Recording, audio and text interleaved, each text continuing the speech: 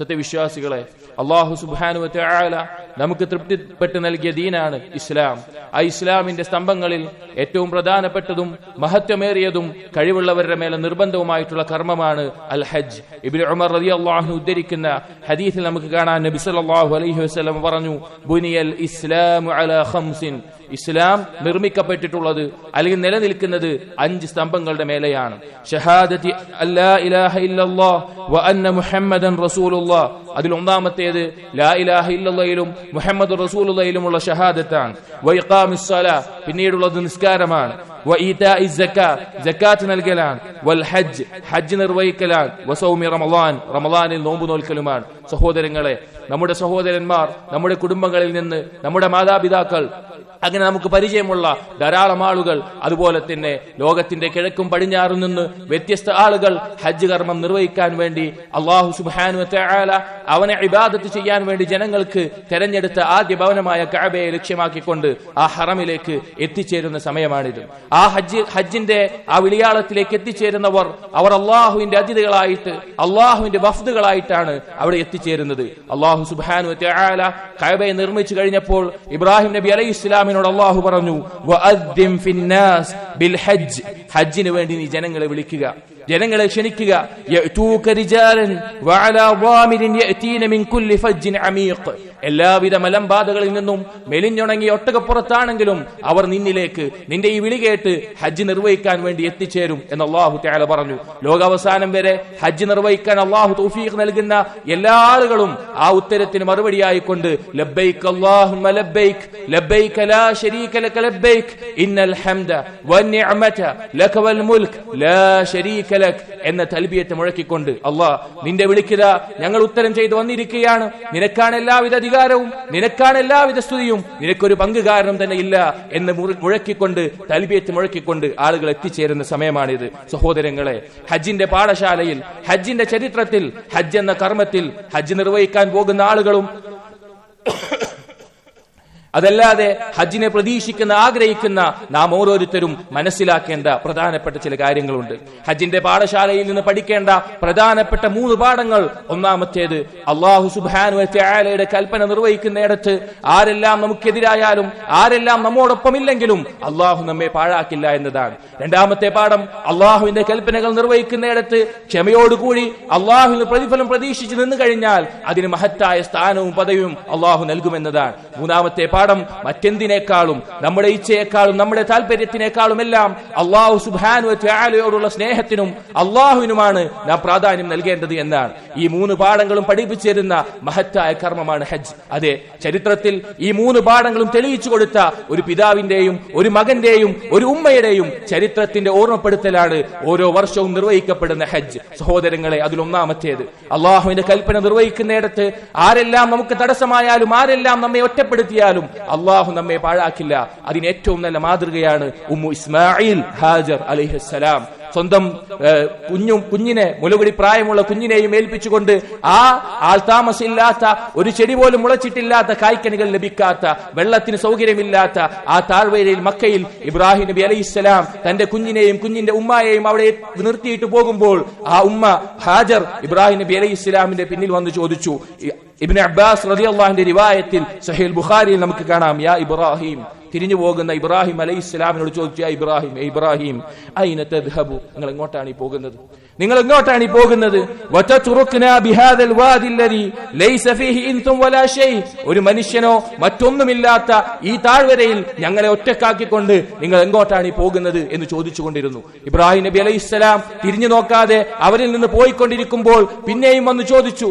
അവസാനം ഹാജർ അലൈഹിസ്സലാം ചോദിച്ചൊരു ചോദ്യമുണ്ട്, അല്ലാഹു അമറക ബിഹാദാ, അല്ലാഹു ആണോ ഇത് താങ്കളോട് കൽപ്പിച്ചത്? എന്നെയും ഈ മുലകുടി പ്രായമുള്ള പിഞ്ചു കുഞ്ഞിനെയും ഇവിടെ ആക്കി പോകണമെന്ന് നിങ്ങളോട് കൽപ്പിച്ചത് അല്ലാഹു ആണോ എന്ന് ചോദിച്ചപ്പോൾ ഇബ്രാഹിം നബി അലൈഹിസ്സലാം തിരിഞ്ഞു നോക്കാതെ തന്നെ മറുപടി പറഞ്ഞു, നഅം, അതെ എന്ന് പറഞ്ഞു. ആ സമയത്ത് ഉമ്മു ഇസ്മായിൽ ഹാജർ പറഞ്ഞൊരു വാക്കുണ്ട്, ഉമ്മു ഇസ്മായിൽ ഹാജർ പറഞ്ഞ ഒരു മറുപടിയുണ്ട്.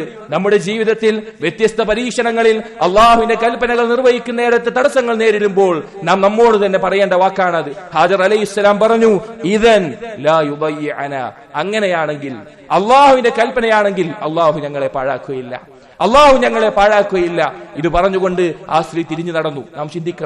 നാം ചിന്തിക്കണം. ആൾ താമസമില്ലാത്ത, ഭക്ഷണത്തിനോ വെള്ളത്തിനോ സൗകര്യമില്ലാത്ത ഒരു പ്രദേശത്താണ് തന്റെ പിഞ്ചു കുഞ്ഞുമായ ഒരു സ്ത്രീ ഒറ്റക്കാകുന്നത്.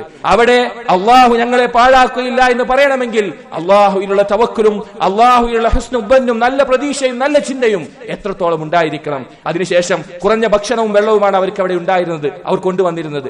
അത് കഴിഞ്ഞപ്പോൾ തന്റെ പിഞ്ചു കുഞ്ഞ് വെള്ളത്തിന് വേണ്ടി കരഞ്ഞപ്പോൾ തന്റെ മാറിടത്തിൽ പാല് വറ്റിപ്പോയ ആ നിമിഷത്തിൽ കുഞ്ഞ് കരയുന്നത് കാണാൻ വയ്യാതെ ആ ഉമ്മ കുഞ്ഞിലേക്ക് നോക്കാതെ മുഖം തിരിച്ചു. അതിനുശേഷമുള്ള സംഭവങ്ങൾ നമുക്ക് കാണാം.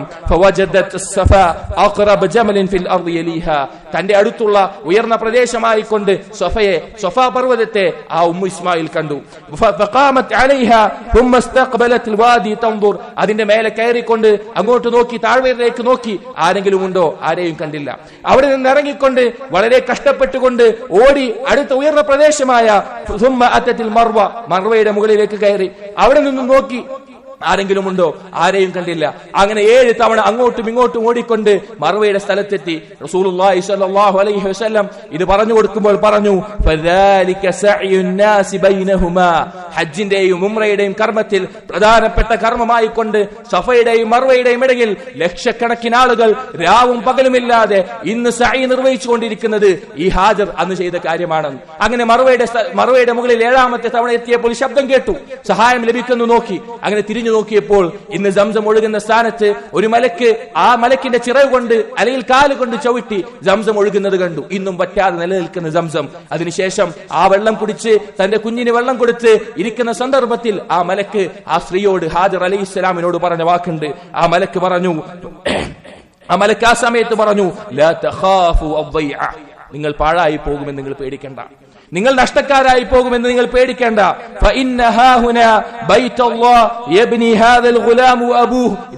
ഇവിടെ അള്ളാഹുവിന്റെ ഭവനമുണ്ട്. ആ ഭവനം ഈ കുഞ്ഞിന്റെ പിതാവും കൂടി വീണ്ടും നിർമ്മിക്കുന്നതാണ്. അള്ളാഹു സുബ്ഹാനഹു വ തആല അവന്റെ ആളുകളെ, അവന്റെ ഭവനത്തിന്റെ ആളുകളെ അള്ളാഹു തആല പാഴാക്കുകയില്ല എന്ന് ഓർമ്മപ്പെടുത്തി. അതേ സഹോദരങ്ങളെ, അള്ളാഹുവിന്റെ കൽപ്പന നിർവഹിക്കുന്നിടത്ത് അള്ളാഹു നമ്മെ പാഴാക്കില്ല എന്നുള്ള ബോധം ഓരോ ഹജ്ജിന്റെയും പാഠങ്ങളിൽ നിന്ന് നാം മനസ്സിലാക്കേണ്ടത്.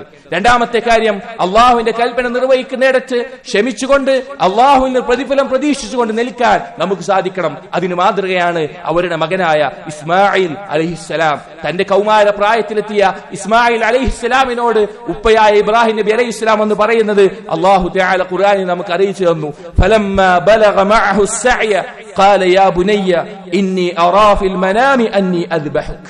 തന്റെ ഉപ്പ വന്ന് പറയുകയാണ്, കൗമാര പ്രായത്തിലെത്തിയ കുട്ടിയാണ്. ആ ഉപ്പ വന്ന് പറഞ്ഞു, മോനെ, നിന്നെ അറുക്കണമെന്ന് ഞാൻ സ്വപ്നം കണ്ടിട്ടുണ്ട്.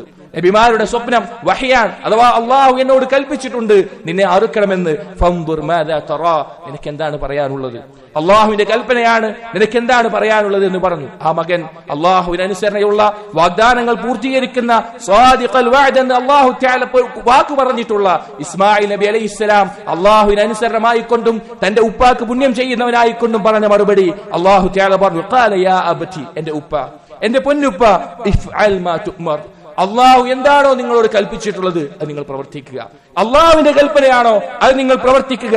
സതജിദുനി ഇൻഷാ അല്ലാഹ് മിനസ് സാബിരീൻ. നിങ്ങൾ കണ്ടെത്തും, അള്ളാഹു ഉദ്ദേശിച്ചാൽ, അള്ളാഹുവിന്റെ മശിയത്തുണ്ടെങ്കിൽ ഞാൻ അതിന് ക്ഷമയോട് കൂടി നിന്ന് തരുന്നവനായിട്ട്, എന്റെ കഴുത്ത് നീട്ടി തരുന്നവനായിട്ട് നിങ്ങൾ എന്നെ കണ്ടെത്തുമെന്ന് കൗമാര പ്രായത്തിലുള്ള ഒരു മകൻ തന്റെ ഉപ്പയോട് പറയണമെങ്കിൽ, സഹോദരങ്ങളെ, അള്ളാഹുവിന്റെ കൽപ്പനയ്ക്ക് അവർ കൊടുത്ത സ്ഥാനം എത്രയാണ്.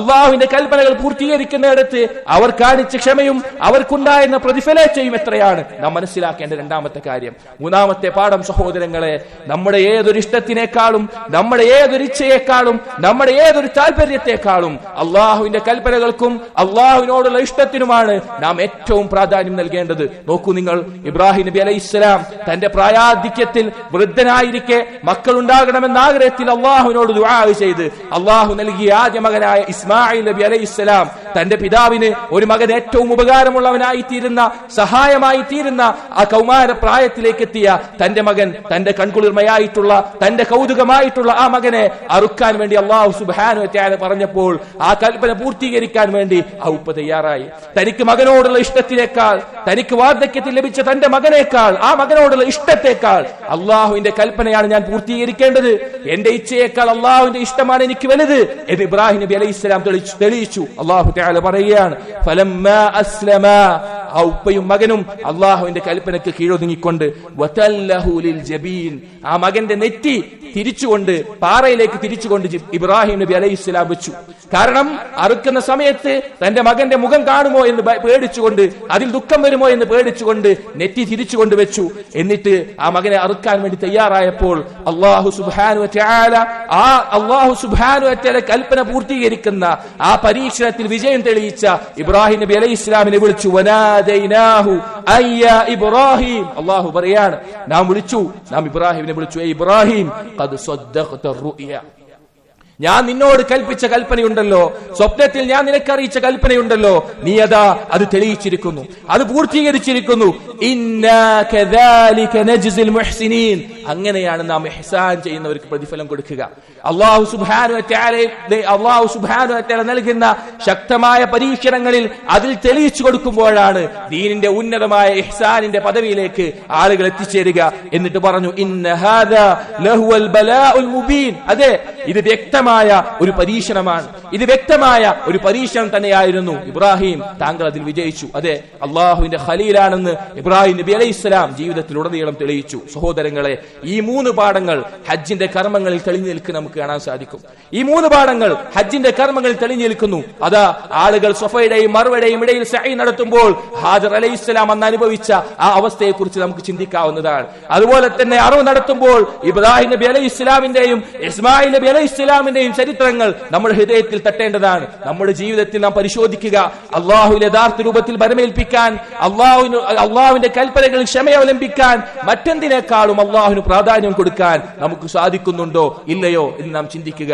സഹോദരങ്ങളെ, അല്ലാഹു സുബ്ഹാനഹു വ തആലയുടെ കൽപ്പന പൂർത്തീകരിച്ച ഇബ്രാഹിം നബി അലൈഹിസ്സലാം തന്റെ മകനെ അറുക്കാൻ വേണ്ടി തയ്യാറായപ്പോൾ ആ കൽപ്പന അല്ലാഹു സുബ്ഹാനഹു വ തആല ആ മകനെ ഒഴിവാക്കിക്കൊണ്ട് അല്ലാഹു തആല ഒരു ആടിനെ നൽകിക്കൊണ്ട് അറുക്കാൻ കൽപ്പിച്ചു. ഇതിന്റെ തൊട്ടടുത്ത് അല്ലാഹു പറഞ്ഞു, ഫദൈനാഹു ബിദിബ്ഹിൻ അദീം, വളരെ വലിപ്പമുള്ള ഒരു ആടിനെ അറുക്കാൻ, അതിന് പകരമായിട്ട് അറുക്കാൻ അല്ലാഹു കൽപ്പിക്കുകയുണ്ടായി. സഹോദരങ്ങളെ, നാം ഓരോരുത്തരും പഠിക്കേണ്ട ഇബ്രാഹിം നബി അലൈഹിസ്സലാമിന്റെ സുന്നത്തായിട്ടുള്ള നബി സല്ലല്ലാഹു അലൈഹി വസല്ലമക്ക് മാതൃക കാണിച്ചുള്ള ഒരു കാര്യമാണ് അൽ ഉദ്ഹിയ എന്നുള്ളത്. ഈദുൽ അദ്ഹ അഥവാ ദുൽഹിജ്ജ 10 ഹാജിമാർ യൗമുൻ നഹറിൽ അറവ് നടത്തുന്ന ആ ദിവസത്തിൽ മറ്റുള്ള ലോകത്തുള്ള എല്ലാ മുസ്ലിമീങ്ങൾക്കും യൗമുൻ നഹറിലും അതിനുശേഷമുള്ള അയ്യാമുത് തശ്രീഖിലും 3 ദിവസത്തിലും അറവ് നടത്തുക, ബഹീമത്തുൽ അൻആം, കന്നുകാലികളിൽ നിന്ന് അറവ് നടത്തുക എന്നുള്ളത് സുന്നത്തായിട്ടുള്ള, വളരെ ശ്രേഷ്ഠമായ സുന്നത്തായിട്ട് ദീനിൽ പഠിപ്പിക്കപ്പെട്ടിട്ടുള്ള ഒരു കാര്യമാണ്. കഴിവുള്ള ആളുകൾ ഒരു മാടിനെയോ അല്ലെങ്കിൽ ഒരു മാടിൽ 7 ആളുകൾക്ക് വരെ പങ്കു ചേർന്നുകൊണ്ടോ അല്ലെങ്കിൽ ഒരു ആടിനെയോ എല്ലാം അറുക്കാവുന്നതാണ്. അതുകൊണ്ട് സഹോദരങ്ങളെ, ഉദ്ഹിയ്യത്ത് എന്നുള്ള കർമ്മത്തിന് അള്ളാഹു സമ്പത്തിൽ വിശാലത നൽകിയിട്ടുള്ള ആളുകൾ, അതിന് കഴിവ് നൽകിയിട്ടുള്ള ആളുകൾ അത് നിർവഹിക്കാൻ വേണ്ടി തയ്യാറാവണം. മുൻഗാമികളിലും മുൻകഴിഞ്ഞ സമുദായങ്ങളിലും അള്ളാഹു പഠിപ്പിച്ചിട്ടുള്ള ഒരു ഇബാദത്താണത്. അള്ളാഹു തആല പറഞ്ഞു, വലികുല്ലി ഉമ്മത്തിൻ ജഅൽനാ മൻസകൻ ലിയദ്കുറു ഇസ്മല്ലാഹി അലാ മാ റസഖഹും മിൻ ബഹീമത്തിൽ അൻആം. അള്ളാഹുവിന്റെ നാമം ഉച്ചരിച്ചുകൊണ്ട് കന്നുകാലികളെ അറുക്കാൻ വേണ്ടിയിട്ടുള്ള, അള്ളാഹുവിന് വേണ്ടി അറവ് നടത്തുക എന്നുള്ളത് അള്ളാഹു തആല മുൻഗാമികളിൽ നിയമമാക്കിയിട്ടുള്ള ഒരു കാര്യമാണ്. അള്ളാഹു അല്ലാത്തവർക്ക് വേണ്ടി അറവ് നടത്തുക എന്നുള്ളത് ശിർക്കാണ്, ഇസ്ലാമിൽ നിന്ന് പുറത്താവുന്ന കാര്യമാണ്. എന്നാൽ അള്ളാഹുവിന് വേണ്ടി ആ ഒരു കന്നുകാലിയെ അല്ലെങ്കിൽ ആടിനെയോ മാടിനെയോ അറുക്കുക എന്നുള്ളത് ഇബാദത്താണ്. മറ്റൊരായത്തിൽ അള്ളാഹു പറഞ്ഞു, ഫസല്ലി ലിറബ്ബിക വൻഹർ, നിന്റെ റബ്ബിന് വേണ്ടി നിസ്കരിക്കുക, അതുപോലെ തന്നെ അറവ് നടത്തുക എന്നുള്ളത്. അതുകൊണ്ട് ഈദുൽ അദ്ഹയുമായി ബന്ധപ്പെട്ട് നാം ഓരോരുത്തരും പ്രത്യേകം ശ്രദ്ധിക്കേണ്ട ഇബാദത്താണത്. സമ്പത്തുള്ളവർ അവരുടെ കഴിവിന്റെ അടിസ്ഥാനത്തിൽ ആ കർമ്മം നിർവഹിക്കാൻ നാം തയ്യാറാവുക. ഈ ഹജ്ജിന്റെ പാഠങ്ങൾ നാം ചിന്തിക്കുക, നമ്മുടെ ജീവിതത്തിൽ അത് പകർത്താൻ ശ്രമിക്കുക. അല്ലാഹു തആല തൗഫീഖ് നൽകട്ടെ.